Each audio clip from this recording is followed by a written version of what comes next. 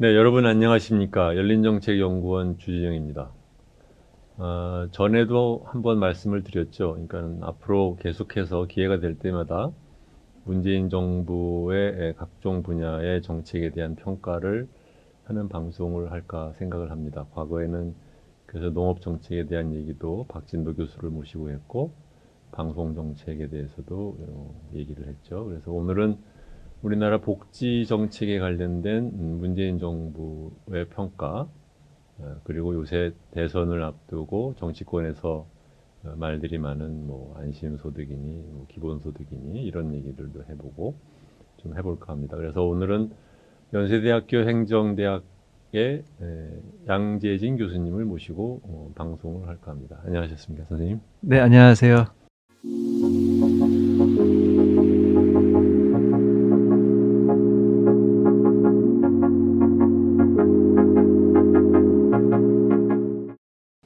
양재진 교수님은 연대에서 행정학과 교수로 계셨지만 사실은 미국에서는 정치학으로 학위를 하셨고, 그 다음에는 이런 우리나라 그 소위 말하면 이제 복지제도에 대해서 거의 한 20년에 걸쳐서 저술 생활을 쭉 하셨는데, 선생님께서 이렇게 복지제도에 관심을 갖게 되신 이유는 어디에 있으셨어요? 개인적으로요. 네. 제가 86학번입니다. 당시 말하자면 이제 대학생들에서 뭐 그 새로운 그 뭐 미래 그걸 다 어떻게 보면 좀 사회주의 밑바탕을 깔고 뭐 변혁 운동도 하고 뭐 이렇게 하고 그때 당시 이제 뭐 데모도 많이 하고 뭐 이랬었죠. 근데 이제 그때 이제 궁극적으로 그리는 세상이 저는 아닌 것 같았어요. 물론 이제 변화가 필요한데. 근데 이제 당시 이제 유럽의 복지 국가들, 삼인주의, 그것이 저는 현실 가능성이 있고 또 궁극적인 목표로도 그것이 가장 이상적인 거라고 저는 느꼈기 때문에 그때 복지에 관심을 두고 사실은 우리 학부생들도 논문을 썼었거든요, 당시에는. 기억하시는지 모르겠는데. 그때부터 복지 가지고 제가 졸업 논문도 쓰고. 그래서 그때부터 쭉 했습니다. 근데 이제 뭐 정치학과에 가서 이제 복지를 했고, 사실은 서구에서는 다 복지론들이 이제 정치학이나 사회학에서 나오는데 한국에서는 꽤 좀 생소했죠. 그래서 아니 그렇죠. 정치학한 사람이 왜 복지를 했냐라는 얘기를 들으면서 기억했던 게 바로 한 뭐 20년 전 얘기인데 이제 많이 바뀐 것 같습니다. 20년에 걸쳐서 사실 그 우리나라 복지 제도에 대한 연구를 하신다고 했으면 처음 시작할 때에 비해서 한 20년 동안에 한국이 뭐가 가장 많이 바뀐 것 같아요? 복지 제재 관련돼서는? 일단 20년 전에 한국 복지 혹은 복지 국가와 지금을 따지자면 어떻게 보면 큰 틀에서는 그냥 어떤 한 그 비슷한 레짐 속에서 그렇죠. 이제 레짐은 안 바뀌었죠. 했지만 뒤늦게 시작했지만 굉장히 빠른 속도로 제도가 확충되고 거기에 따라서 지출이 늘고 있는 뒤늦었지만 굉장히 빠른 성장을 보이는 그런 복지국가다 이렇게 얘기할 수 있습니다. 저는 우리나라 이 복지국가보다 복지제도에 관한 논란을 볼 때 항상 드는 가장 큰 느낌은 뭐냐면 이게 우리가 궁극적으로 추구하는 방향이 뭔지 또는 바람직한 모습이 뭔지 또는 우리 국가가 그 사회와 또는 국민과 어떤 관계를 맺는 과정에서 복지제도를 우리가 만들 건지 이런 얘기는 아무 데도 없고 계속해서 말하자면은 그 백병전이라고 그럴까? 네. 이슈 하나씩 싸우는 것의 시리즈로 간다는 느낌이 굉장히 강해요. 요즘에 이제 그런 경향이 짙어진 것 같고요. 과거엔 그래도 김대중 정부 때 생산적 복지라는 큰 틀이 있었고, 특히 노무현 정부 때는 비전 2030. 지금은 뭐 2030년이 바로 이제 코앞이지만 노무현 정부 때가 2000년대 초반이었으니까요. 그때 이제 20년, 30년 후로 내다보고 비전 2030이라는 그렇죠. 복지 그림도 그려고 해서 꽤 미래 설계를 하면서 복지 얘기가 있었습니다. 근데 최근 들어서 이제 완전 그 단기간에 선거쟁점화가 되면서 굉장히 단기적인 사고에서 복지를 다루는 좀 그렇게 좀 많이 세태가 바뀌긴 했죠. 오늘은 좀 그런 데서 좀 떨어져서 큰 그림에서 우리나라 네. 복지 제도에 대한 얘기를 좀 해보도록 하죠. 네, 좋습니다. 선생님 보시기에 우리나라 한국의 복지 제도, 복지 체제의 네. 특징이라고 하면 어떤 것을 얘기할 수 있을까요? 이제 복지 체제를 두 가지로 이제 볼 수 있을 것 같아요. 하나는 그냥 사회보장 제도의 특징이 어떠냐 네, 네. 이렇게 볼 수도 있고요. 조금 더 넓게 보면 이제 복지 국가의 특징이 어떠냐 이렇게 볼 수도 있어요. 근데 복지 국가 후자의 복지 국가의 특징이다 할 때는 사회보장 제도만 보는 게 아니라 사실 네. 노동시장과 함께 봐야 돼요. 그렇죠. 이 복지라는 게 기본적으로는 누구나 이제 자본주의 산업사회에서 이제 일을 하지 않습니까? 뭐 일을 해서 일단은 먹고 산다고 네, 할까요? 네, 네. 소득 활동하는 거 기본으로 되어 있고 그것이 불가피하게 어려워진 경우에 실업을 당했다든지 다쳤다든지 아이를 낳아서 일을 할 수 없다든지 아니면 열심히 하는 일을 하는데 계속 가난하다든지 아니면 직업 자체를 못 가는다든지 이런 경우에 사회보장제도가 이제 개입을 하거든요. 그렇죠. 예. 그래서 이 두 개의 짝으로 그래서 이제 완전 고용과 복지가 함께 가는 시기여서 이렇게 큰 틀에서 봐야 될 필요도 있습니다. 그래서 첫 번째 이제 사회보장제도만 가지고 특징을 네, 네. 보면 가운데 이제 프랑스부터 맨 밑에 멕시코와 한국까지 이렇게 나열돼 있죠. 네. 저게 사회 지출을 많이 하는 나라부터, 네. 즉 복지 지출을 많이 하는 나라부터 적게 하는 나라의 순서입니다. 음. 첫 번째 특징, 우리가 복지 지출이 작구나, 그죠? 그렇죠. GDP 대비 한 10%, 네. 저거 한 2년 전 수치니까 그렇고 지금 한 GDP 대비 12% 정도를 사회 지출에 쓰는데 저기 뭐 프랑스만 30% 쓰죠. 네. 유럽 국가들이 보통 25% 쓰고 OECD 평균이 20% 정도 됩니다. 거기에 비하면 굉장히 적게 쓰는구나라는 게 첫 번째 특징이고요. 두 번째 특징은 저 그림에 보시면 왼쪽 날개, 오른쪽 날개가 있지 않습니까? 왼쪽 날개는 노인성 복지 지출의 네. 크기고요. 오른쪽 날개는 근로세대에게 가는 복지 지출의 크기입니다. 그러니까 왼쪽은 보통 이제 연금하고 의료보장으로 생각하시면 네. 좋고요. 오른쪽 날개는 뭐 가족 정책에 쓰는 거, 아동수당, 보육, 뭐 이런 것들, 실업급여, 네.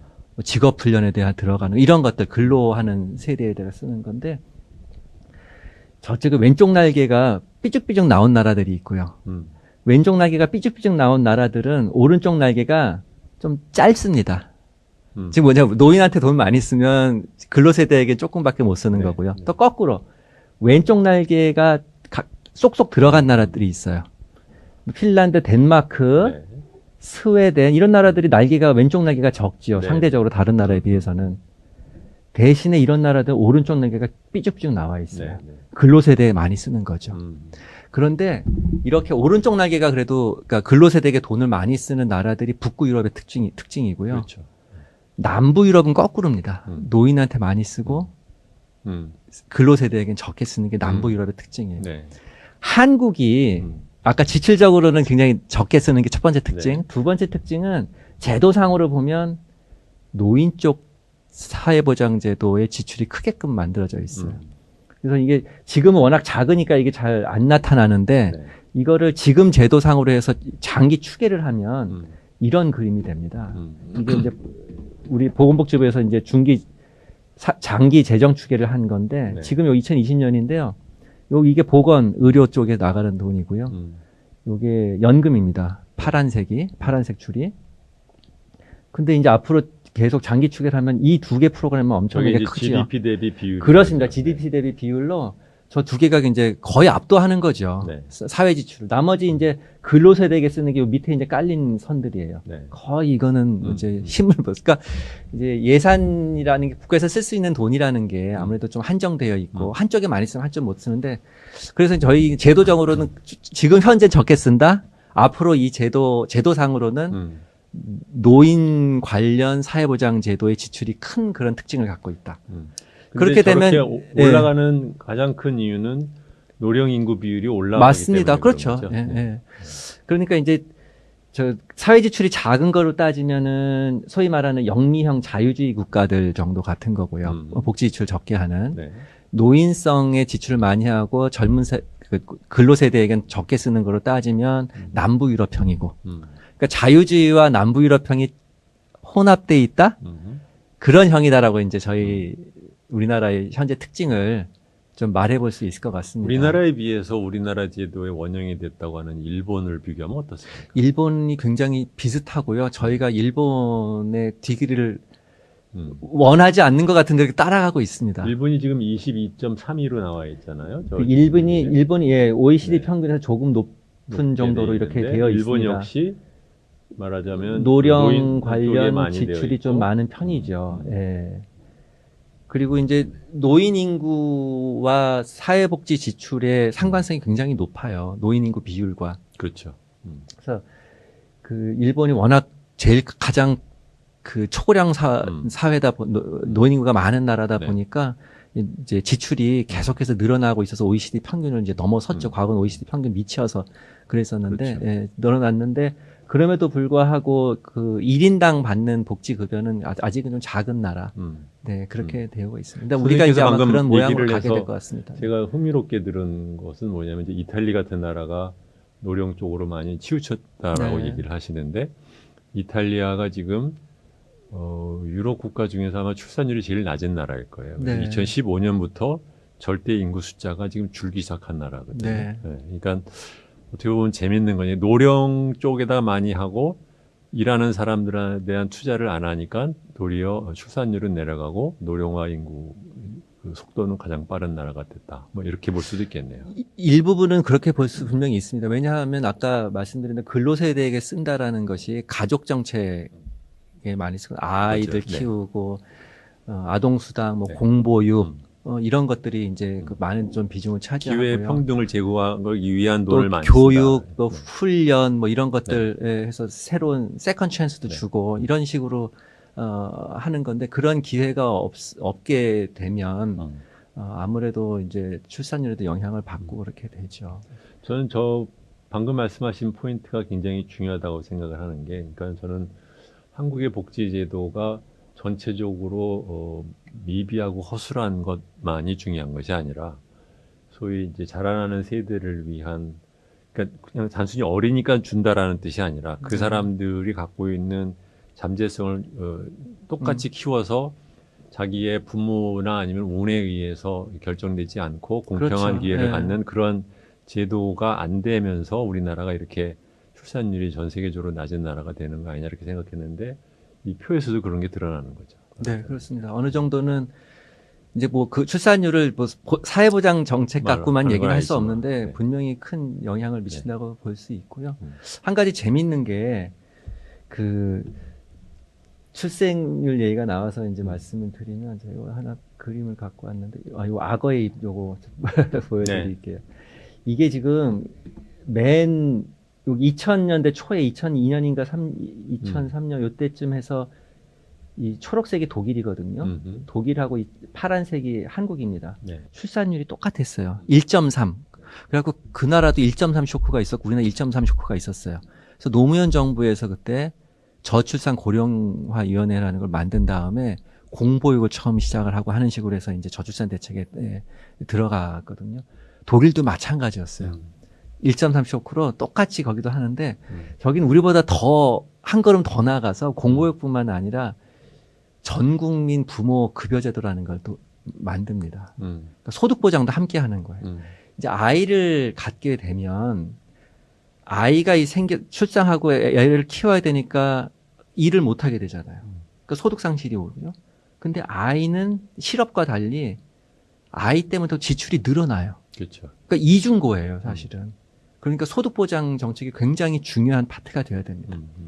그래서 이제 공보육을 늘린과 동시에 소득 보장 정책까지 독일은 갖고요. 우리는 소득 보장 정책은 굉장히 약해요. 전 국민을 상대하는 것도 아니고 고용보험의 일부를 해갖고 고용보험 가입한 사람 중에 그것도 몇 사람들만 뭐 이런 식으로 되어 있어서 소득 보장을 안 하면서 이제 공보육만 늘린 상황이 됐죠. 그러다 보니까 그랬는지 아무튼 뭐 다른 영향도 있겠습니다만 2018년이죠. 18년 보면 우리는 0.9로 출산율이 떨어지고 독일은 1.6까지 올라갔습니다. 악어 입처럼 서로 벌어진 거죠. 그러니까 이제 아까 말한 대로 사회보장 제도가 어떤 역할을 할 수 있는지 출생률 관련해서 좀 보여주는 그림이 아닌가 이런 생각을 합니다. 근데 이 공보육하면서 또 출산율, 그러니까 그러면서 독일의 여성 고용률은 계속 늘어나요. 그렇죠. 그러니까 이제 아이를 낳으면서 또 일정 기간은 아이 키우는데 전념은 하지만 또 플러스 다시 이제 복귀할 수 있는 네. 그런 시스템까지 노동시장 갖추- 개혁도 네. 하고 파트타임도 허용을 하고 하고 뭐 이렇게 됩니다. 공보육도 확대되면서 이제 일가정 양립할 수 네. 있게 해주고 하니까 뭐 일거양득이죠. 음. 여성들 교육받은 여성들이 또 일할 수 있게 자아실현도 하면서 일할 수 있게 꼭 만들고 또 아이 원하는 대로 사실은 꼭 나라에서 출산율이 뭐 인구 늘어나는 거에 중요한 것뿐만 아니라 개인 입장에서도 그렇죠. 보통 한 2명 희망하거든요. 그렇죠. 그 희망하는 거 이제 실현시켜 주면서 이게 가니까 굉장히 좋은 것 같아요. 어쨌든 그래서 저희도 지금 너무 출산율이 떨어져 있어서 뭔가 좀 돌파구를 말해야 되는 시대가 된 것 같습니다. 그런 상황이 된 것 같습니다. 네. 아까 이제 얘기로 돌아가면 우리나라의 그래서 그 복지 체제의 큰 특징 중에 하나가 이제 전체적인 수준도 낮지만 그 중에서도 노령을 위한 그 혜택 위주로 되어 있는 구조다. 되게 예, 그렇습니다. 그렇게 되어 있고 아직 이것은 근데 예, 만약에 그대로 놔두면 노령에 대한 비주 지출이 남부 유럽처럼 될 늘어나면서 것이다. 남부 유럽처럼 될 것이다라는 얘기겠네요. 네. 거기에 더불어 한 가지만 더 말씀드리면 아까 이제 큰 일 노동시장과의 관계 네. 속에서 얘기하면 우리의 노동시장의 특징이 또 남부 유럽하고 비슷해요. 그렇죠. 이중 일단 고용률이 많이 떨어지고요. 자영업자 비율이 상대적으로 많고요. 뭐 이런 식으로 되어 있는 게 우리랑 비슷한 그렇죠. 측면이고 또 그런데 또 하나 또 자유주의랑 또 비슷한 것도 있어요. 임금 격차는 또 우리가 또 커요. 그 영미 국가처럼 임금 격차는 또 큽니다. 그러니까 노동시장만 보더라도 또 남부 유럽과 자유시장, 그러니까 그 자유민주주의, 자유주의 복지 국가랑 좀 짬뽕이 되어 있는 그런 모습. 남부 유럽도 이제 프랑스니 이탈리니 뭐 스페인이 다 마찬가지로 이제 내부 그렇죠. 내부 인사이더와 외부 그러니까 1차 시장, 2차 시장의 격차가 큰 네. 그 문제가 그대로 있는 거죠. 노동에 대한 고용에 대한 그 지나친 보호가 크고 들어간 정규직 직원들은 잘 살고 정규직 보호가 크고 이제 비정규직은 좀 예. 그렇게 식으로 노동시장 유연화를 좀 차별적으로 하는 그런 게 있는데 2008년 그 글로벌 경제 위기 이후에는 이 정규직 노동시장에 대한 보호도 많이 좀 낮췄어요. 그래서 지금은 우리나라가 더 보호 수준이 높습니다. 남부 그렇죠. 유럽보다. 네. 예. 다음 얘기를 해주시죠. 네. 네, 그렇게 해서 어쨌든 그 아까 말씀드린 대로 복지의 특징이 사회보장제도로 봐도 남부 유럽과 자유주의 국가의 짬뽕 모습, 노동시장과 함께 보더라도 남부 유럽과 자유주의 국가의 짬뽕 그러네요. 모습인데 보통 이제 학자들이 얘기할 때 뭐 바람직한 복지 국가가 뭐냐 그랬을 때 남부 유럽을 들지는 않거든요. 그렇죠. 또 자유주의 영미국부를 들지는 않거든요.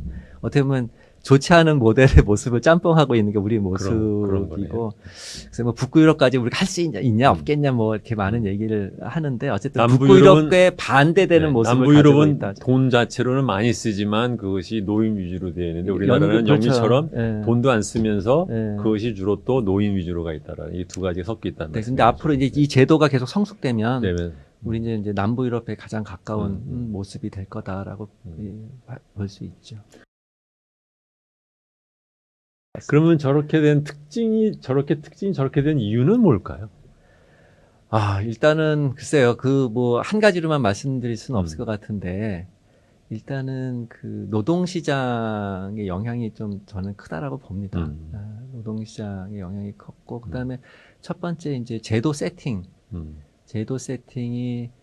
좀 이제 뭐 사회보험 중심으로 된 것들 이런 것이 그 유럽의 남부 유럽의 복지 국가들과 비슷하게 이제 시작을 한 건데 거기에 이제 복지 지출이라고 하는 측면에서는 꽤 낮은 수준의 얇은 사회보험으로 시작을 했거든요. 네. 그 부분에서는 자유주의국가와 비슷한 거죠. 네. 그래서 그 짬뽕되는 모습이 생기지 않았나 하는데 그 후자에 왜 낮은 사회보험으로 됐느냐. 왜 낮은 그거는 아무래도 이제 저희가 이제 늦게 시작을 하면서 이제 국가의 가용 자원들을 아무래도 이제 경제 개발 쪽에 많이 투자를 하고 복지는 상대적으로 좀 그 비용 투자를 좀 덜 하는 그리고 이제 그 국가 측면이고 사회보험은 이제 기업이 많이 또 부담을 해야 되지 않습니까? 비용 부담을. 근데 이제 우리가 과거에는 수출로 먹고 사는 나라인데 과거에는 지금처럼 기술력을 가지고 경쟁을 한 게 아니라 어떻게 보면 지금 동남아시아나 네. 싼 노동력. 싼 노동력으로 했기 때문에 가격 경쟁력이 굉장히 중요한 수출의 요소였죠. 그러다 보니까 노동 비용을 높이는 거에 대해서 굉장히 저어감을 가지고 있었고 사회보험 같은 걸 보험료를 높이면서 큰 사회보험을 할 수가 없었죠. 그러면 노동 비용이 다 그게 전가가 되면 가격 경쟁이 떨어지니까. 그래서 되도록이면 사회보험을 늦게 시작하는데 하게 되면 굉장히 얕은 수준으로 급여가 얇은 수준으로 하는 그런 모습을 갖게 됐습니다. 그래서 지출은 낮고 형태는 이제 네. 그 남부 유럽 같이 사회보험 중심으로 되고 이런 모습이에요. 저는 사실 이제 우리나라 많은 사람들이 우리나라를 이제 얘기를 하다 보면 이제 대개는 이제 영미권이라는 유럽이랑 비교를 해서 얘기를 하는데 그거 못지않게 저는 우리나라가 더 공부를 할 만한 케이스가 일본이라고 생각을 해요. 뭐냐면 네. 사실은 원래 모델이라고 하지만 일본을 가만히 보면 보이지 않게 꾸준하게 자기네들 사회복지 제도를 조금씩 수정해 왔거든요. 그런데 한국은 보면 처음에 만들어 놓은 거에서 벗어나지를 잘 못해요. 그러니까 이게 보면 이 베낀 사람이 원래 잘 자발적으로 못 바꾸는 면이 있을 수도 있는데 보면 금융제도 쪽도 그렇고 제가 있었던 금융 쪽도 그렇고 다른 여러 가지 그 사회복지제도도 보면 일본은 노령화되어가는 과정에서도 그것에 대한 준비를 꾸준하게 제도적인 보완을 해온다라는 느낌이 드는데 물론 이제 효과가 그렇게 많지 않았다는 문제는 있어도 한국은 어떻게 보면 약간 화석화됐다 그럴까 뭐 경직화됐다 그럴까 아니면 뭔가가 꾸준하게 그 수정해 나가는 노력이 좀 부족하지 않나. 하다못해 일본이 물론 이제 우리나라 이렇게 생각할 수 있는 거죠.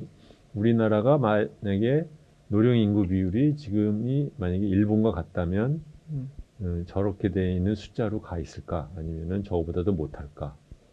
라는 생각을 하게 됐는데 그런 면에서 저는 우리나라 학자분들도 조금 일본 제도 변화를 좀 더 많이 좀 연구를 해주시면 좋지 않을까 그런 생각을 할 때가 많습니다. 그러니까 우리가 지금 노령화율이 OECD 평균 정도가 만약에 된다면 한 5, 6% 정도 지금 아직은 낮거든요. 네. 빠른 속도로 노인과 네. 늘고 있지만 그 다음에 국민연금이 늦게 시작을 해서 지금 그렇죠. 돈만 내지 사실 네. 받는 사람이 없어요. 근데 막 베이비 부머라고 네. 하는 분들이 많이 은퇴해서 연금을 받게 된다면 그랬을 때의 지출 수준은 지금 제도하에서 한 18% 정도 봐요. GDP 대비. 그러니까 지금 12%라고 말씀드렸잖아요. 그러니까 이제 그렇게 해서 그럼 18%면 캐나다, 뭐 호주, 뭐 뉴질랜드, 미국 그 정도 수준 됩니다. 그래서 그럼 일본만큼 그러면 고령화가 되면 어떻게 되냐 하면은 지금 일본만큼 예상이 돼요. 지금 2020년이 지금 12% 되어 있고 OECD 평균이 20% 요선이라고 그러지 않습니까? 20% 선인데요. 가운데 2020년에서 빨간색으로 보이는 것, 빨간색이 이제 사회 지출이고요. 지금 12.1%로 되어 있죠. 그게 2020년 기준인데 2040년 보시면 그 빨간 선이 20% 선까지 쭉 올라갑니다. 네. 그 다음에 2050년 되면 25% 수준이 되죠. 근데 이거 빨간 선은 뭐냐면 지금 제도 그대로 있을 때예요. 그렇죠. 하나도 확충 안 하고 그대로 있을 때 인구 고령화에 따라서 40년 되면 OECD 평균 2050년 되면 유럽 복지국가 수준으로 그냥 되는 그런 거고 저 패턴은 일본하고 비슷합니다. 네. 일본하고 비슷합니다. 네.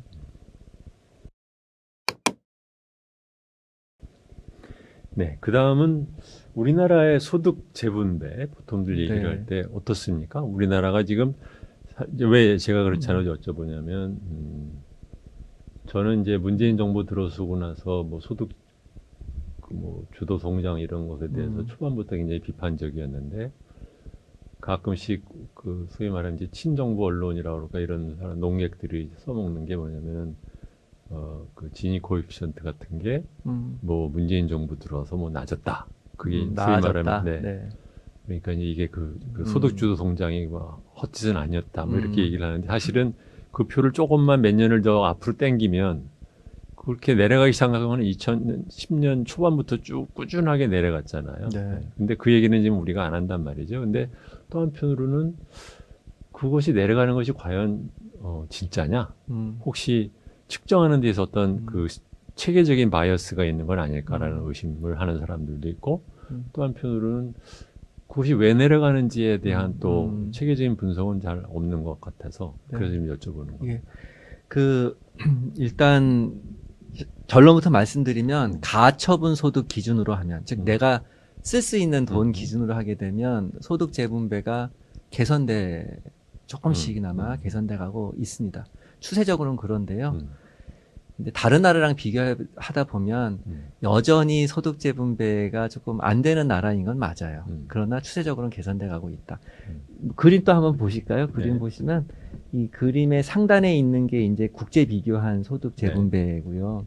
가처분 소득 기준으로 한국이 여기 맨 오른쪽에서 그 보라색으로 나와 있는 게 한국이고 이제 나머지 좀 주요 스웨덴이나 네덜란드나 독일 같은 주요한 그 유럽 복지 국가들이 맨 왼쪽에서 진위 계수가 낮은 즉 소득 재분배가 어느 정도 잘 되고 있는 걸로 나와 있어서 한국이 소득 재분배가 국제적으로 잘 된다라고 볼 수는 없습니다만 미래 그 아래의 그림을 보시면 진위 계수 추이 또 소득 5분위 배율 추이를 보면 파란색 처분 가능 소득 가처분 소득 기준으로 보면 조금씩 개선되고 있는 것은 보실 수 있습니다. 그러면 저게 어떻게 개선되느냐라는 질문을 던질 수 있는데요. 근데 우리가 시장 소득이라고 하는 거는 뭐 임금을 받든 아니면 어쨌든 임금이 없든 소득이 없든 뭐 그게 기준이고요. 네. 거기서 돈 번 사람 부자들은 세금 더 많이 낼 거고 그 다음에 돈이 없으면 뭐 실업자면 실업급여를 받는다든지 돈이 없으면 공적 구조를 받는다든지 뭐 등등해서 복지급여를 받지 않습니까? 또 세금 낼 사람 내고 받을 사람 받고 뭐 그렇게 해서 생긴 게 가처분 소득인데 즉 세금을 내는 것들이 그래도 꾸준히 올라가고 있고요. 또 우리나라는 특히나 중산층 혹은 뭐 고소득자 중심으로 세금을 내게끔 되어 있고 그래서 꾸준히 물가 상승과 소득 상승에 따른 일종의 급이 달라지는 효과가 있는 거죠, 그렇죠? 그런 것도 있고 뭐 잘 아시겠지만 뭐 소득세 기준만 하면 한 40% 정도는 소득세를 거의 안 내고 우리나라는 나머지 사람들이 소득세를 다 내는데 상위 10% 소득자가 전체 소득세의 80%. 상위 20% 소득자가 전체 소득세의 90%를 담당하게끔 굉장히 어떻게 보면 좀 누진적인 구조로 그렇죠. 되어 있으니까 그쪽에서 이제 낼 사람들 나가니까 소득재 분배가 일단 거기서 한 번 되는 거죠. 그 다음에 이제 복지급여 파트는 복지급여는 실업자에게 돈이 온다든지 아니면 근로 빈곤층에게 EITC 방식으로 돈이 온다든지 아니면 뭐 공적 부자 생계급여가 돈 없는 소득 활동 못하는 사람 온다든지 노인들 같이 소득이 없는 사람들에게 기초연금이나 국민연금이 간다든지 이런 식으로 소득이 없는 사람들에게 복지가 가게끔 되어 있으니까 이 두 가지 효과가 만나는 거죠. 복지제도의 각 컴포넌트별로 그 나가는 돈의 비중이 GDP 대비 꾸준하게 늘고 있기 때문에 그것이 누구한테는 결국은 간다라는 얘기인 거죠. 그렇죠. 예, 그래서 그다음 그림을 보시면 이 맨 왼쪽이 하위 10%인 1분위 분들이 받는 복지급여를 쭉 누적으로 표시한 거고요. 맨 오른쪽이 상위 10% 10분위 분들이 받는 복지급여를 누적으로 놓은 건데 보면 아래쪽에 파란색 있는 것은 사회보험에서 받는 복지급여예요. 사회보험은 소득비례형으로 나오지 않습니까? 그 다음에 어느 정도 정규직 직장을 가진 사람들이 받는 거기 때문에 소득이 높을수록 절대액이 많이 받는 거로 되어 있어요. 그런데 사회보험에는 사각지대라는 게 생기지 않습니까? 사회보험, 보험료 못 내면, 그렇죠. 근데 보험료 못 내는 분들이 대부분 저소득 계층, 취약계층이지 않습니까? 그분들에게는 기초연금이라든지 생계급여라든지 뭐 EITC라든지 같은 이제 일반 재정에서 보험료로 운영되는 게 아니라 일반 세금으로 운영되는 복지 프로그램에서 급여가 들어갑니다. 그게 이제 주황색부터 위에 쪼르륵 올라가는 게 다 그 일반 재정 프로그램들이거든요. 그거는 왼쪽에 소득이 낮은 사람들이 많이 받게 되어 있죠. 그렇죠. 요 두 개가 이제 만나는 거죠. 그래서 과거에는 사회보험밖에 없었는데 일반 재정 프로그램들이 많이 생겼어요. 기초연금이 노무현 정부 때 도입되면서 계속해서 확대가 됐잖아요. 처음에 뭐 10만 원짜리 했다가 지금 30만 원짜리가 되지 않았습니까? EITC라는 것도 2008년에 도입이 되면서 근로빈곤층들이 보너스로 소득 활동하면 보너스로 더 받는 돈이 들어오고 아동수당도 뭐 생겼다든지 또 생계급여 기초생활보장도 생계급여도 계속 늘어나고 있고요. 이런 것들이 확충되면서 저소득자들이 사각지대는 저소득자들이 받는 급여들이 늘어났고 또 국민연금 같은 경우 과거에는 보험료만 냈다가 지금 서서히 이제 액수가 점점 늘어나면서 급여를 받지 않습니까? 이런 것들이 사회보험에서도 급여가 들어오고 육아휴직급여 같은 것도 조금씩 늘어나고 급여도 늘어나고 실업급여도 마찬가지로 어느 정도 조금씩 확장되고 하다 보니까 소득이 없는 사람이 받는 것은 계속 늘었고 소득이 있는 사람이 내는 세금은 상위층을 중심에서 좀 많이 내고 이 두 가지 효과가 합쳐지니까 가처분 소득에서 격차가 처음에는 많이 좀 이 정도 났던 것이 세금 내니까 윗사람은 줄어들고 밑에 사람은 복지 받으니까 올라가고 그러니까 격차가 줄어드는 거예요. 그러니까 저게 굉장히 신기한 얘기잖아요. 보통 네. 우리라는 게 생각하면 만약 그 사람들이 연금을 받는 사람이면 뭐 일반적으로 설계를 하면 네. 연금을 받는 사람이 소득 분위로 가장 최상위 소득 계층에 들어갈 거로 생각하지 않지 않습니까? 네. 근데 한국은 좀 그렇다는 얘기잖아요. 그러니까 이제 물론 숫자로 보면은 9분위가 제일 높습니다만. 네. 그러니까 사회보험 급여라는 저게 이제 사실 공적연금 이렇게 표시됐지만 사회보험 급여라고 보시면 되고요. 그러니까 이제 사회보험은 기본적으로 가입된 사람이 안정적인 직업을 가진 사람이 일단 받을 수 있고 받을 때 기존에 자기가 보험료를 많이 냈으면 소득 비례형으로 많이 받게 되어 있는 그런 것들이 이제 감안되다 보니까 그럼 7분위는 왜 8분위보다 더 많이 받고? 그거야 이제 뭐 좀 어느 정도 뭐 그렇게 미세한 것까지는 제가 만약 굉장히 기본 추이를 보여드리고 싶어서 제가 말씀드린 거니까 기본 추이의 핵심은 그 소득이 낮은 사람의 절대 액수나 소득이 높은 사람의 절대 액수나 비슷하게 받는데 구성상 소득이 높은 사람은 사회보험에서 받는 게 많고 소득이 낮은 사람은 일반 재정에서 뭐 보험료 안 내도 받는 프로그램에서 받는 게 많다. 저 같으면 저 그래프에 제일 먼저 첫 번째 눈에 들어오는 것은 뭐냐면 일반적으로 공적 이전 소득이라고 하면 가난한 사람이 더 많은 액수를 받을 거로 생각을 하는데 우리나라의 제도의 결과를 보면 이게 1분위부터 10분위까지 막상 받는 액수를 치면은 맨 밑에 1분위, 2분위가 많이 받고 중간은 내려갔다가 도리어 살짝 7분위로 올라가는 경향이 있다라는 것.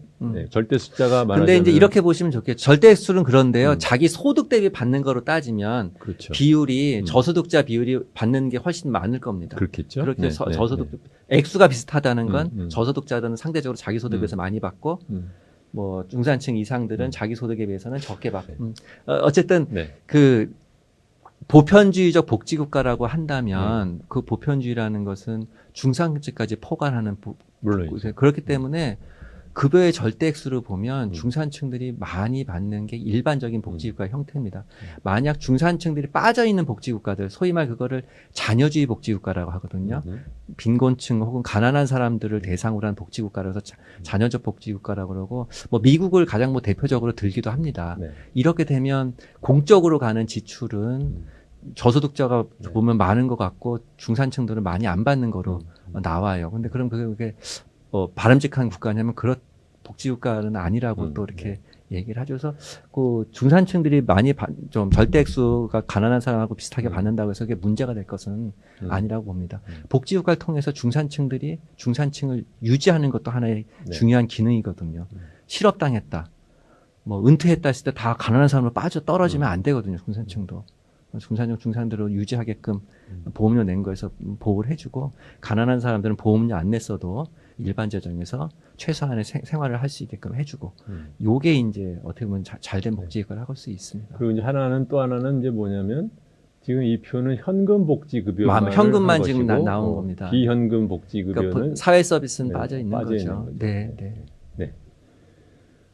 그다음 그래서 우리나라가 지금 원래 이 얘기는 그러면은 그 소득 분배 지표가 왜 꾸준하게 개선이 되고 있느냐를 얘기하다가 지금 얘기가 나오잖아요. 그러니까 이제 아까 말씀드린 대로 세금 내는 건 세금 내니까 윗사람들은 떨어지고 복지급여를 받으니까 올라가서 이제 네. 비슷해졌다라고 말씀드렸고요. 그 다음에 이제 소득 재분배에 그 지금 저희가 여기 표에 가처분 소득 기준 진위를 가지고 말씀드렸는데 소득 재분배할 때 여러 가지 다른 기준들이 네. 있죠. 우리가 이제 뭐 시장 소득 기준 진이라는 것도 있고 또 임금 배율이라는 것도 있는데 아까 말씀드린 대로 가처분 소득 진위는 저희가 조금씩 좋아지고 있습니다. 이 진이라는 것은 한 사회에서 1인 혼자가 모든 소득을 독점하면은 숫자가 1이 나오고요. 골고루 똑같이 나눠 가지면 0이 나오게 되어 있어서 0 쪽으로 갈수록 뭐 좋다라고 이렇게 표현을 하는데 가처분 소득 진위는 뭐 저런 상황이어서 우리가 이제 조금씩 나아진다고 했고요. 그런데 시장 소득 진위는 저희가 조금 그러니까 좀 낮은 나라 당연히 전 세계적으로 낮은 나라에 속합니다. 사실. 그러니까 평균 정도 되는 나라에서 보시면 시장 소득 진위는 스웨덴이나 독일이 더 높아요, 우리보다. 그럼요. 네. 예. 그런데 재밌는 거는 임금 배율을 보면 시장 소득의 소득 불평등도가 독일이나 스웨덴이 우리보다 높은데 어떻게 임금 배율은 우리보다 낮지? 적지? 라는 질문을 많이들 하세요. 근데 임금 배율은 아까 말씀드린 이거는 노동자들, 임금 소득을 받는 노동자들끼리의 네. 비율이고요. 저 시장 소득이냐 가처분 소득이냐 노동시장 밖에 있는 사람까지 다 하는 겁니다. 그러니까 거기 그러니까 노인 가구도 들어가고요.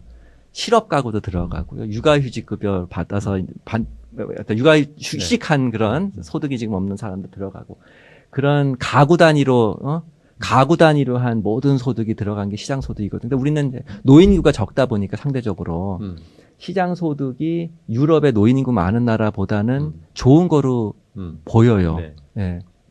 그런데 앞으로 이제 그 노인 인구가 늘어난다. 그러면 시장 소득이 계속 안 좋아지겠죠. 노인들은 이제 기본적으로 네. 소득이 없으니까. 그런데 거기 연금이 잘 들어가고 뭐 육아휴직급여도 잘 들어가고 실업급여도 잘 들어가면 유럽처럼 가처분 소득이 굉장히 좋아지는 네. 그런 상황이 될 겁니다. 단지 이제 임금 배율 쪽에 보면 우리가 임금 격차가 큰 나라 아닙니까? 유럽은 뭐 연대임금제도 하고 뭐 직무급제도 하고 하다 보니까 임금 배율이 이제 크지 않고요. 근데 우리가 이제 만약에 저기 시장 소득에서 노인들이 늘어나서 시장에서 소득 없는 노인들이라든지 뭐 이런 사람들이 많이 늘어나던가 또 임금 수준이 계속해서 지금처럼 이렇게 격차가 벌어지던가 만약에 한다면 가처분 소득이 개선되고 있는 지금의 그 방향이 점점 힘들어지지 않을까라는 생각을 합니다. 예. 그런데 이제 어쨌든 복지가 이제 그거를 좀 메워주는 식으로 계속 지금 제도가 확충되면은 가처분 소득도 좀 좋아지긴 할 텐데 워낙 시장 소득이 이제 노인과 늘어서 나빠지고 임금 배율도 점점 나빠지고 하는 상황이면 복지가 해야 될 일이 너무 커지죠. 그렇죠. 예. 그래서 복지에 부담을 많이 주고 지출이 많이 늘어나야 되는 그런 상황인데. 뭐 노동시장에서 좀 이제 임금도 좀 더 평등하게 배분이 되고, 네 그렇게 되고 노인 가구 뭐 늘어나는 건 어쩔 수 없지만 생산 인구가 늘어나서 노인 가구 비중이 지금처럼 빨리 늘어나는 게 줄고 이렇게 되면 이제 복지 쪽에서 예, 소득 재분배를 위해서 지출할 그 부담이라고 그럴까요? 그런 것이 조금은 부하가 조금은 적게 들어가고 뭐 그럴 거로 예상은 됩니다. 그러니까 원래 얘기로 이제 정리를 하면 한국의 소득 분배 지표는 지금까지는 한편으로는 이제 GDP에서 소득세가 차지하는 비중이 조금씩 올라가면서 소위 말하는 이제 개선율이라는 게 크게 보면은 시장 소득에서의 불평등의 정도, 그 다음에는 세금에서의 불평등 완화 정도, 그 다음에는 이제 복지 제도를 통해서 현금성 지급 또는 비현금성 그 복지에 통해서 그 개선이 되는 거, 이게 세 가지가 이제 섞여서 나오는 결과인데 한국은 총량 기준으로는 지금 좋아지는데 만약에 노령화가 더 진행이 되면 도리어 나빠질 수 있는 그렇죠. 건가요? 예, 시장에서 소득이 없는 노인들이 늘어나면 시장 소득은 점점 나빠질까? 시장 소득의 소득재 보면 나빠질 거 아닙니까? 그죠? 소득 없는 그렇죠. 사람들이 많아지니까. 그러면 그거를 그러니까 좀- 이 삼자 간의 예, 예. 스피드 경쟁이네. 예, 누가 그러니까 먼저 그거를 좀 가느냐. 맞춰주려면 연금이 많이 들어가야 되는데 연금이 많이 들어가면 아까 말한 대로 음. 근로 네. 연령대 인구에 대한 좀 어떤 생산적인 복지가 좀 할 그렇죠. 수가 없는 상황이 플러스 돼서 많이 그래서 그런 게 굉장히 좀 출산율이 어려운 상황이죠. 낮으면 노인 비율이 높아지면 시장 소득에서 불평등도 더 강해질 높아지죠. 수도 있는 예, 거니까. 예. 그런 것들이 지금 굉장히 좀 어려운 구조적으로는 좀 어려운 상황으로 가고 있습니다만 현재까지는 그래도 2010년부터는 복지제도가 역할을 하고 세금 쪽이 역할을 하고 해서 조금씩 개선되고 있는 것으로 나오는 거죠. 네. 네. 그러면은 이제 질문 3 원래 이제 질문 2랑도 연결이 되는데 한국의 소득 재분배가 조금씩 문재인 정부 전부터 나아지고 있는 것이 지금 문재인 정부 들어와서도 이제 지속이 됐는데 막상 문재인 정부 들어와서의 그 복지 정책의 성과에 대해서는 어떻게 평가하시나요? 이제 뭐 한 B-나 C 플러스 정도 예, 줄 수 있을 것 같은데요. 일단 그래도 무엇을 잘했고 무엇을 못했습니까? 그러니까 뭐 잘했다고 한다면 그래도 좀 뭐랄까 뭐 복지 지출 측면이라고 그럴까요? 급여를 좀 확대하는 거에 좀 그래도 뭐 다른 정부도 사실은 복지 다 느려왔습니다. 보수 정부도 느려왔습니다. 그래도 조금 더 정향적으로 뭐 김대중, 노무현, 뭐 문재인 정부 할 정도로 그렇게 전향적으로 했다라는 것에서는 좀 점수를 주고 싶은데 점수를 깎아먹는 방향은 뭐냐면 그러니까 구체적으로 동시에 어떤 걸 늘렸는지도 구체적인 예를 들어가면서 예를 들면 뭐 말씀해 주시죠. 기초연금 같은 부분들이 급여가 20만 원에서 지금 30만 원까지 네. 이제 왔대던지 그다음에 기초생활보장제도에서 생계급여 액수 절대 액수 늘어난 것보다 대상자가 좀 네. 완화해서 늘어난 거라든지 EITC라고 해서 네. 이제 근로빈곤층이 네. 받는 이제 타법 이제 보너스로 받는 근로장려금. 근로장려금 네. 예. 그것의 액수 또 대상을 좀 늘렸죠. 늘린 거라든지 그다음에 어쨌든 뭐 의료 보장의 보장성을 좀 늘리는 노력이라든지 이런 부분들은 이제 잘했다고 얘기할 수 있고요. 근데 그 복지제도가 근데 그러면 그런 제도가 지속 가능하려면 또 재정 효율화, 지속 가능성을 위한 노력들도 함께 같이 가져야 동반해서 같이 가져야 되는데 재정 효율화 측면, 지속 가능성을 위한 노력 이 부분들은 눈을 감고 있어서 여기에 대해서는 이제 좀 그 마이너스 점수 비판을 할 수 있을 것 같다는 생각이 듭니다. 원래 하겠다고 말한 것 대비해서는 어떻습니까? 뭐 그 하겠다고 한 건 뭐 다 했나요? 네, 다 했다라고 볼 수 있어요. 그래서 요새 이렇게 복지에 대해서 사람들이 더 이상 얘기를 잘 안 하는 건가요?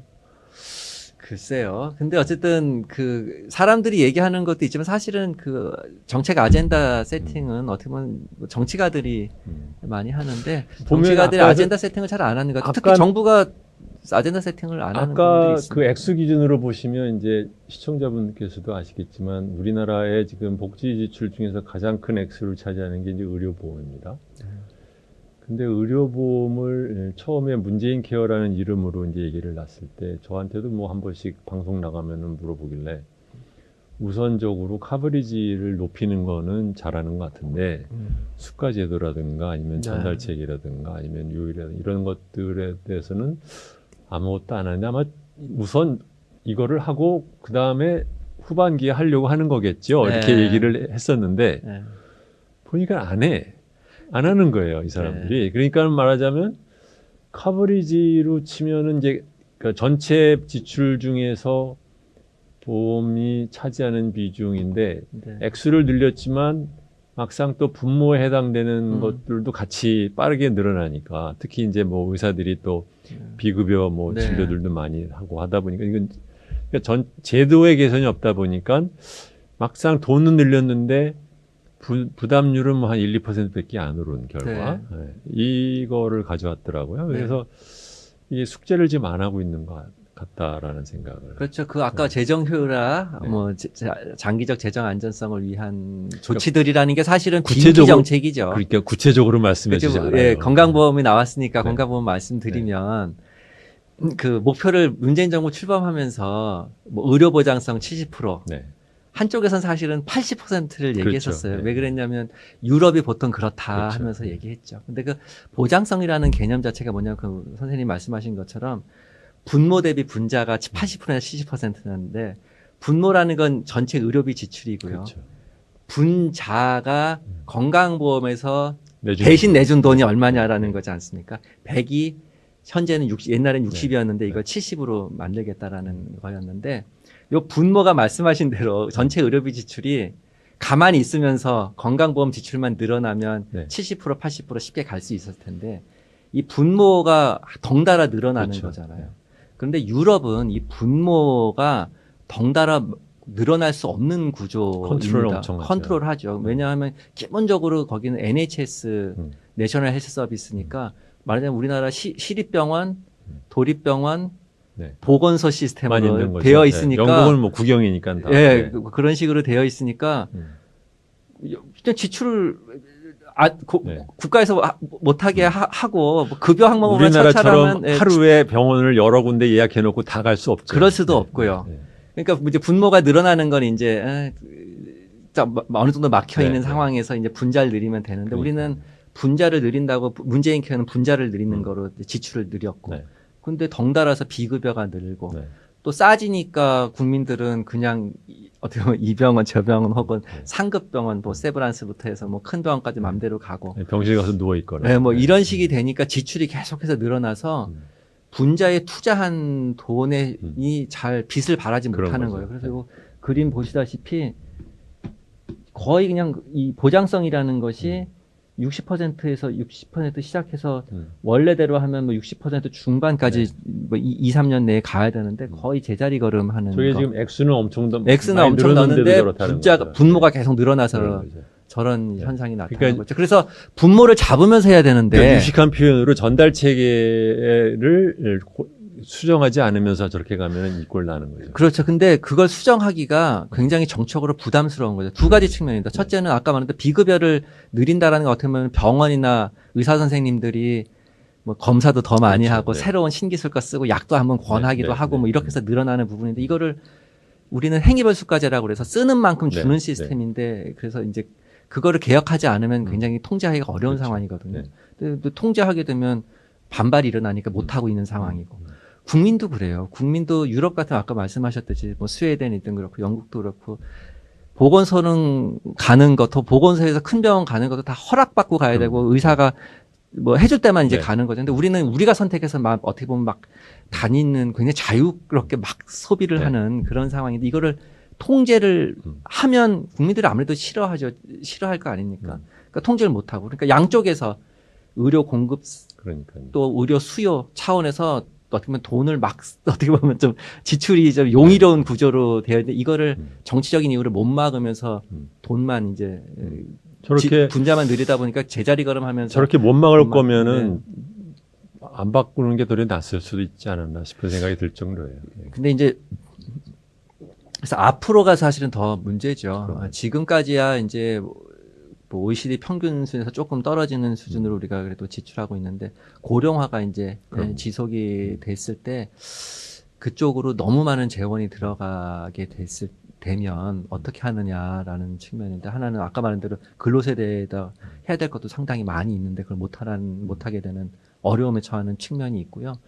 그다음에 의료 보장 측면에서도 보면 우리가 자동차 사고 났을 때 가벼운 사고들은 그냥 어떻게 보면 독자 네. 처리하고 큰 사고에 이제 크게 이제 해줘야 되는 건데. 자비 부담할 거는 해야 되는 작은 근데 거는. 우리는 뭐 만성병 그렇고 뭐 감기 뭐 이런 데 가도 다 그냥 그렇죠. 돈을 너무 많이 이제 제약 없이 쓰게 돼 있어서 진짜로 필요한 곳에 나중에 써야 될 부분들을 못 하게 될까봐 그것들이 좀 걱정스럽습니다. 네. 그런 거죠. 예. 그래서 지금 의료보험 제도를 바꾸는 걸 보면 이제 제도를 바꾼 건 사실 아니죠. 하나는 제도는 하나도 안 바꾸고 지급 그러니까 그 율만 이제 네, 보장성을 좀 간다라는 네. 건데 그것이 갖는 그 문제를 슬슬 이제 국민들이 깨달아야 되는데 아직 그것까지는 이슈가 안 되는 것 같습니다. 그러니까 이제 문재인 케어도 장기적으로는 지출 통제를 하겠다라고 얘기는 해요. 뭐냐면 나 말고 네가 해라는 거겠죠. 아유, 뭐 내년에. 그럴 수도 있는데 어쨌든 간에 원래 그 문재인 그 계획은 이제 비급여 항목을 가만두면은 이제 거기 막 그 가격을 병원에서 막 맘대로 어떻게 보면 책정해가지고 비급여에서 돈을 받잖아요. 그러니까 그 비급여를 급여로 바꾼다는 얘기는 비급여를 가격 통제 하에 두겠다는 네. 국가의 가격 통제 하에 두겠다라는 얘기거든요. 그래서 비급여를 급여화를 하고, 근데 급여화할 때 그래도 의학적으로 효과가 있고 의학적으로 필요한 부분은 다 급여화를 하겠다. 그리고 가격 통제 하에 네. 두겠다라는 거고, 그 다음에 궁극적으로 그러면 나머지는 좀 비필수 의료들만 비급여로 남을 거 아니에요. 그럼 비급여를 못 쓰게 하는 그런 방식으로 아까 지불 방식이라든지 여러 가지 개혁을 해서 비급여는 좀 안 하게 하고 급여만 갖고 좀 처치하게끔 하겠다는 그랜드 플랜은 가지고 해서 시작해서 일단 급여 항목을 많이 해서 지출을 많이 늘려주고 다 이제 했는데 그 다음 단계 가는 건 비급여를 못하게 하는 요 부분을 아직 주저주저하고 못하게 그거를 하는 하겠다는 말은 했어요. 장기 플랜은 그렇죠. 예. 아니 장기 플랜이 자기 네, 저 행정부 그렇게 안에서 그렇게 문재인 행정부 기간 도중에 그래서 뭐 포괄 기간 제가 거기까지는 뭐 자신이 없습니다만 어쨌든 그 문재인 케어의 기본적인 아이디어는 그런 거였습니다. 그러니까 비급여를 급여화하고 단가를 통제하고 그 비급여는 늘지 않게 통제하겠다라는 거였는데 이게 생각보다 쉬운 일이 아니고 전에 뭐 김대중 정부 때 생각하시면은 의료보험 통합이라든지 사실은 굉장히 큰 혼란, 그러니까 뭐 저항 혹은 네. 뭐 이런 것 속에서도 이제 합리화 개혁 조치들을 해나갔는데 또 이런 거 좀 외면하다 보니까 그냥 분자에 돈 쓰는 거로 해서 끝나는 것 같습니다. 네. 관료들도 뭐 문재인 정부한테 이 정도만 해주고 나머지는 안 해야 그 다음 정부에 또 할 일도 생기고 모르겠어요. 그런 관료들이 한 것 같지는 않아요.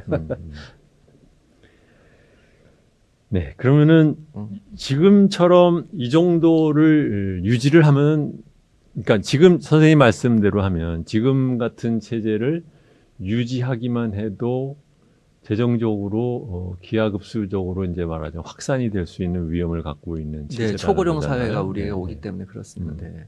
그러면은 뭐를 앞으로 해야 되는 건가요? 아까 그 맨 처음에 날개 그림 보여드린 거 있었죠? 네. 만약에 우리가 현재는 지금 그래도 우리가 후발주자이지 않습니까? 아직은 복지 지출이 적고 후발주자여서 후발주자의 이점이라는 게 있잖아요. 네.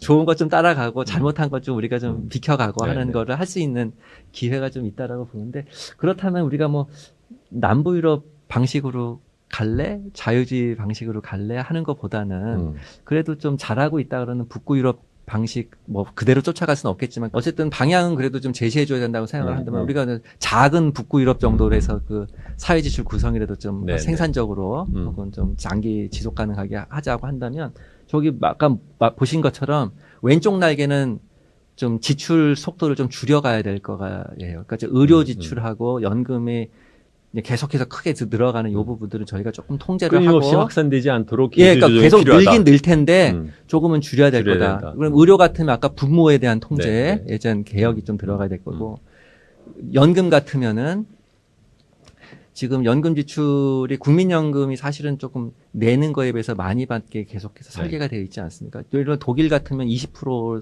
보험료를 내고 40%를 보장받게 네. 되어 있는데 소득 대체율 우리는 9% 내고 40%를 보장받게 되어 있는데 이게 불균형이에요 사실은. 그러니까 어느 정도는 우리가 좀 지출 쪽에서도 조금 조정을 하고 급여 내는 거에 맞춰서 그런 것이 필요하고 그래서 이제 공공 지출을 좀 줄여야 될 연금에 있어서 줄여야 되는데 그러면 좀 너무 낮잖아요. 낮아질 거 아닙니까? 그 급여를 네, 여기서 네, 더 네. 줄이면 낮아질 거니까 그 부분은 우리가 퇴직연금이라고 하는 부분이 있으니까 퇴직금 해서 우리 네. 고용주들이 대신 내주는 그게 1년에 34조 2019년 기준만 해도 1년에 34조 원이 네. 보험료로 나가요. 퇴직연금 네. 시장으로. 그 34조 원이 사실은 내 연금 역할을 못 하고 중간중간에 퇴직금식을 하던가 중간 정산에서 뭐 가져가도 이래서 연금 역할을 못 하거든요. 그거를 연금화해서 국민연금에 얹혀주는 방식. 그래서 국민연금의 재정 안정화를 조금 기하면서 모자란 급여는 퇴직연금을 연금화, 진짜 연금, 말처럼 진짜 연금화하는 것. 이런 식으로 해서 좀 체제를 쌓아가면 그 의료보 개혁과 함께 왼쪽 날개에 늘어나는 걸 조금은 이제 조금 줄여가면서 남부 유럽형으로 가는 것을 약간은 그래도 북부 유럽에 좀 네. 가까운 식으로 하면서 이쪽을 왼쪽 날개 만들고 거기서 생기는 조금 여력을 이쪽 오른쪽 날개 가족 정책이나 적정 노동시장 정책 훈련이나 고용 서비스라든지 또 보육이나 뭐 아동에 대한 투자 뭐 이런 것들 이론적으로 근로세대에 대한 이런 투자 쪽으로 조금 돌려서 오른쪽 날개가 좀 길게 나오게 하는 그런 식으로 지금 우리가 앞으로 좀 방향을 잡고 가야 될 거라고 그렇게 생각을 합니다. 근데 보면 우리나라는 이 오른쪽이 우리나라가 굉장히 부족하다라는 인식 자체가 네. 별로 안 퍼져 있는 것 같아요. 그렇죠? 그렇죠. 아, 근데 그 사실 근데 노무현 정부에서 얘기했던 비전 2030 그게 사회 투자 국가라는 개념 하에서 만들어진 거였거든요. 사회 투자 국가라는 개념이 바로 오른쪽 날개 좀 키우자라는 거였어요. 왼쪽 날개 부분도 해야 될 건 하지만 그래서 사실은 노무현 정부에서 선생님 혹시 국민연금 개혁도 2030 있잖아요. 만드실 때 관여하셨군요. 뭐 자꾸 그 말씀하시는 거 보니까. 근데 네. 그게 사실 북구형이기 때문에 제가 좀 말씀을 드리는 그 옛날에 저는 네. 몰랐는데 유시민 씨가 어디서 그 얘기했던데 네. 그거 발표하는 날 네. 국회의원 중에서 참석한 사람이 자기밖에 없었다고. 네, 그때 그 당시 집권당에서도 근데 근데 왜냐면 정권 말기에 그런 거를 하고 있으니까 사람 약간 좀 그것도 썰렁한 면도 그렇고 있었지만. 사회 투자성이라고 해도 어쨌든 2003년 그 당시에 비전으로 봤을 때 사회 투자성 쪽으로 복지를 많이 하겠다는 얘기여서 총액으로 따지면 기존보다는 복지를 그래도 더 하는 거예요. 그렇죠. 그러다 보니까 이제 증세랑 연결을 됐었거든요. 동시에 이제 증세랑 연결이 되니까 인기가 없는 정책이잖아요. 증세라는 건. 그래서 이제 여당에서도 조금 발을 빼는 선거보다 얼마 안 남고 그런 거였고 당시 분위기상 사실 이명박 대통령 후보가 감세를 들고 나왔지 않습니까? 그리고 어쨌든 간에 그것 때문인지 뭐였든지 이제 이제 랜드슬라이드로 이제 승리를 하는 그런 분위기였기 때문에 뭘 했어도 당선됐을 때니까 그때는. 어쨌든 그래서 그때 비전 2030 때 이제 그 여당에서도 좀 부담스러워하고 증세 문제 때문에 많이 좀 외면을 했었죠. 그런데 어쨌든 복지를 하겠다면 총량도 중요하지만 복지국가의 총량도 중요하지만 총량 중에서도 어느 쪽으로 이게 복지 지출이 이루어지느냐 되도록이면 생산적인 쪽으로. 그러니까 이 근로세대에게 준다는 건 어떤 의미가 있냐면 고용량을 늘리고 고용된 사람의 인적 자원 혹은 직업 역량을 키우는 데 쓰는 복지거든요. 예를 들어서 아까 말씀대로 보육 같은 걸 한번 공보육을 보시면 그게 일가정 양립을 돕는다고 그러잖아요. 네. 교육받은 여성들이 일을 할 수 있는 여건을 만드는 게 공보육이잖아요. 그러니까 노동 고용률이 늘어납니다. 그다음에 아이 입장에서 보면은 예를 들면 저소득 가정의 아이는 과거에 집에서 그냥 있으면서 별로 교육도 못 받고 그러다가 텔레비 보는 수밖에 없는 그런 중산층 가정의 아이들은 유치원에서 교육받고 뭐하고 뭐 영어도 배우고 뭐 이러고서 이제 초등학교 가면은 둘이 격차가 확 나죠. 그런데 태어났을 때 재능은 비슷했을 수도 있어요. 그런데 저소득 가정 아이들은 그 개발할 기회를 못 갖고 초등학교에 갑니다. 한번 뒤처지면 중학교, 고등학교 다 뒤처지죠. 근데 공보육을 하면서 가장 좋은 점은 저소득 가정 아이들도 중산층 가정 아이들과 함께 어렸을 때부터 케어를 받고 교육을 받을 수 있다라는 거. 그만큼 이제 어떻게 보면 좀 좋은 그러니까 우리식으로 하면은 이제 좋은 자기의 타고난 재능을 발휘하는 그런 인적 자원으로 키워낼 수가 있는 거죠. 거기뿐만 아니라 저기에는 또 직업 훈련에 대한 고용 서비스 해주고 직업 훈련 해주고 하는 것도 다 생산적 복지의 일환이 됩니다. 그러면 그 세컨 찬스를 갖는 거죠. 혹시 내가 대학을 잘 못 갔어도 직무 자기 직업 능력을 키울 수 있는 걸 공적으로 기회가 주어진다면 세컨 찬스를 받아서 보다 더 좋은 직업 또 조금 더 소득 높은 걸 얻을 수 있는 그런 식으로 가는 그리고 그렇게 되면 모든 사람들이 만약 그렇게 된다면 국가 입장에서 사회 입장에서 보면은 고용량이 늘어나지 고용된 사람들의 인적 자원 직업 역량이 높아지지 하면 생산성이 늘어나지 그러면 경제에 좋은 거 아닙니까? 그럼 경제에 좋아지면 그걸 토대로 해서 복지를 더 늘릴 수가 있어요. 복지 지출이라는 거 돈 없이 못 하는 거니까요. 선순환 구조죠. 복지, 버는 사람이 고용, 있어야 지출할 돈도 생긴다. 그렇죠. 그 복지, 고용, 경제가 좋으면 재정도 좋아지고요. 요게 선순환 구조를 그리는 게 오른쪽 날개에 좀 아무래도 그 복지를 좀 제대로 설계 잘해서 하게 되면 요 선순환 구조가 그래질 가능성이 커지는데 노인성 연금하고 만약에 죄송합니다만 네. 의료 쪽에만 만약에 돈이 음. 투자가 많이 된다면 이게 꼭 고용량 늘어나는 거, 인적 자원 개발되는 것하고는 사실 좀 거리가 있는 거의가 사실 없는 쪽이죠. 이렇게 되면 어떻게 보면 복지가 그냥 소비성으로 끝나게 돼서 선순환 구조가 그려지지 않고 장기 지속성이 약해집니다. 네. 제가 그렇게 보기에는 이제 얘기하는 겁니다. 우리나라가 지금 이제 두 가지 숙제를 같이 갖고 있는 것 같아요. 하나는 뭐냐면 전체적으로 소득의 그 활동에 문제가 생겨 소득이 없는 사람을 국가가 나서서 도와주는 것 자체에 대한 그 저항감이 굉장히 강했고, 근데 그걸 갖다 점차 국민들 이제 교육 수준도 올라가면서 이제 바뀌는데, 또 하나 못 바꾸는 것이 하나가 뭐가 있냐면은 이제 전통적으로 그러니까 뭐 유교 국가의 뭐 성격인지 모르지만 국가를 구휼 국가적으로 생각하는 경향이 크죠. 국가의 역할은 재난이 일었을 때 그 사람을 도와주는 것 정도지 이 사람을 잘 키우는데 국가가 직접 뭘 한다라는 생각은 좀 없는 나라잖아요. 아직은 아쉬운 면이 있죠. 그러나 어쨌든 교육에 대해서는 그래도 따뜻한 생각, 교육에 대해서 만약 국가가 투자하겠다고 한다면 국민들이 좀 많이 수용성이 있지 않을까 이런 생각을 합니다. 예. 글쎄요. 2016년에 제가 더불어민주당 총선 공약단에 있을 때 하다못해 국립대학교의 정원도 좀 늘리고 등록금 좀 깎고 해서 지방거점 대학교를 좀 발전을 좀 시키자라는 얘기를 했는데 그쪽 방향으로 지금까지 하나도 바뀐 게 없거든요. 말씀드리면 아까 그 북구 유럽 얘기했잖아요. 북구 유럽이 그래서 어떻게 보면 북구 유럽 복지국가라고 할 수도 있지만 교육 국가입니다. 그렇죠. 우리보다 한 2배 정도 교육에 돈을 많이 그렇죠. 써요, 공적으로. 우리가 북구 유럽보다, 그러니까 OECD 평균 정도 우리가 교육에 공적으로 쓰고 있고요. 북구보다는 이제 못한 상황인데, 말씀드린 대로 복지보다는 교육에 그래도 우리가 더 이렇게 뭐랄까 헌신을 국가 재정을 교육 쪽에는 그래도 좀 열린 마음으로 해왔었고요, 일찌감치. 그래서 근데 그 돈의 대부분이 그 돈- 프라이머리 쪽에 가지 그러니까 터셔리 쪽으로 안 가잖아요. 근데 사실 프라이머리나 중등에 가는 것도 의미가 있어요. 예. 그런데 어쨌든 간에 지금 말씀드린 제가 하고 싶은 얘기는 뭐냐면 지금 우리가 뭐 많이 한다라는 게 아니라 복지보단 많이 했고 복지보단 열려 있다고 생각을 하고 앞으로 이 부분을 말씀하신 대로 좀 더 저는 늘려야 된다고 생각을 합니다. 교육 쪽을. 말씀드린 대로 아까 말했던 보육할 때부터 어릴 때부터 그 학령기 중고등학교 거기까지만 교육이 아니라 사실은 대학도 그런 쪽으로 가야 되는 거고 사실 대학 넘어서 직업 훈련과 직업과 연관된 평생교육 체제 여기까지가 공적으로 돼야지 이모작 삼모작 하면서 계속해서 좀 계층 사대를 타고 올라갈 수도 있고 자식 세대가 또 올라갈 수 있고 이런 길인데 그게 북구 유럽이 제일 잘 돼 있다라고 평가를 받고 있죠.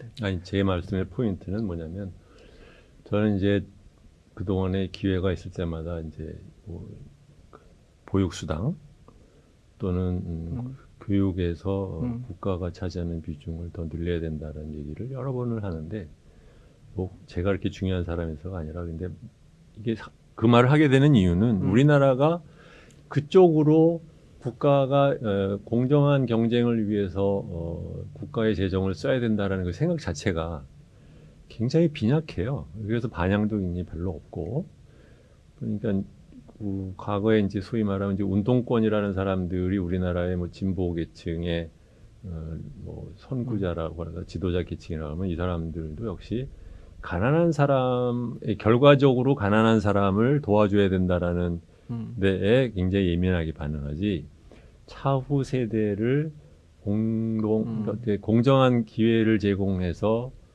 길러야 된다는 쪽으로는 별로 관심이 없는 것 같은데 이것이 이런 그 표에서도 이제 대표적으로 드러나는 게 아닌가. 네, 그러니까 그런 복지 담론 하게 되면 사후적인 소득 평등 거기에 좀 치우쳐 있는 게 있고 이게 진보 쪽의 담론이 되고 있고 지금 말씀하신 적극적 기회, 뭐 교육 기회, 뭐 이런 식의 것들은 서구의 조금 복지담론, 우파적인 아니죠. 느낌이 서구의 복지담론 이미 그쪽으로 넘어간 지 한참 됐는데. 근데 한다. 재밌는 것은 그 당시에 네. 2030을 만들 때 청와대에 있던 사람들이 지금 그대로 지금 문재인 정부에 들어가 있지 않습니까? 꼭 그렇지는 않은 것 같은데요.